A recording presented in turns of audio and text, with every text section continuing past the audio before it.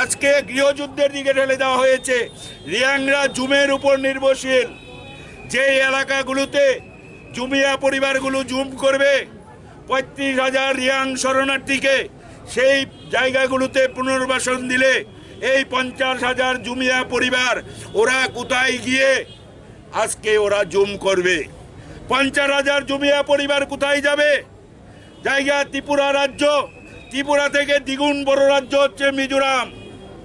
মিজোরাম আয়তনের দিক থেকে ত্রিপুরা থেকে দ্বিগুণ। আর আমাদের রাজ্যের জনজাতিদের নিয়ে যারা রাজনীতি করেন ওরা বলেন যে ত্রিপুরায় জনসংখ্যা নাকি বিস্ফোরণ হচ্ছে, এত বেশি জনসংখ্যা জায়গা দিতে পারছে না। সেই নেতারা গিয়ে আবার ত্রিপুরায় আরও ৩৫,০০০ লোকের পুনর্বাসন করেছেন, তাহলে জনসংখ্যা তো আরও বাড়িয়ে দিচ্ছেন। আর মিজোরাম ত্রিপুরা থেকে দ্বিগুণ বড়, ওখানে আমাদের জনসংখ্যার 1/3 জনসংখ্যা। এত বড় রাজ্য, সেখানে পুনর্বাসন হয় না। আমাদের রাজ্যে যেসব জনজাতি নেতারা বলেন যে রাজ্যে জনসংখ্যার চাপ বেড়ে গেছে, তারাই গিয়ে আবার এগ্রিমেন্ট করে তারা আবার সেখানে পুনর্বাসনের ব্যবস্থা করেছেন।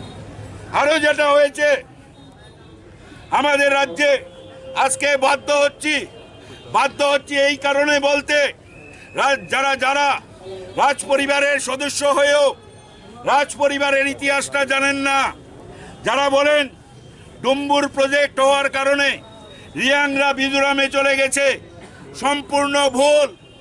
ডুম্বুর প্রজেক্টের কারণে 2-4 পরিবার রিয়াং মিজোরামে যায়নি। আজকে বলতে বাধ্য হয়, রিয়াং বিদ্রোহ ত্রিপুরায় কেন হয়েছিল? রাজতন্ত্রের বিরুদ্ধে। ইতিহাসটা আগে প্রদ্যোৎ বাবুদের জেনে নিতে হবে। সেই রিয়াং বিদ্রোহকে দমন করতে সেখান থেকে হাজার হাজার রিয়াং শরণার্থী গিয়েছে, মিজোরাম সহ আশপাশ অঞ্চলে আশ্রয় নিয়েছে। হাজার হাজার শরণার্থী এই রাজ পরিবার তাদের উপর অত্যাচার করেছে এবং অত্যাচারের ফলে মিজোরাম সহ আশপাশ অঞ্চলে তারা গিয়ে আশ্রয় নিয়েছে। আপনাদের মনে আছে যে রিয়াং রতনমণি রিয়াংকে কে এই ত্রিপুরা রাজ্য ছাড়া করেছে? রতনমণি রিয়াং কিসের আন্দোলন করেছিল? আপনাদের মনে আছে? জমাতিয়া বিদ্রোহ হয়েছিল। আপনাদের মনে আছে? কুকি বিদ্রোহ হয়েছিল। আপনাদের মনে আছে? শামশের গাজী বিদ্রোহ করেছিল। ত্রিপুরার ইতিহাস জানে না? ত্রিপুরার ভাষা রাষ্ট্রভাষা ছিল একমাত্র পৃথিবীতে। বাঙালি রাষ্ট্রভাষা বাংলা ত্রিপুরা ছিল। আর এই ইংরেজরা যখন ত্রিপুরার সরকারকে, রাজাকে চিঠি দিতেন ইংরেজিতে, রাজার নির্দেশ ছিল বাংলায় সেটার উত্তর দিতে হবে।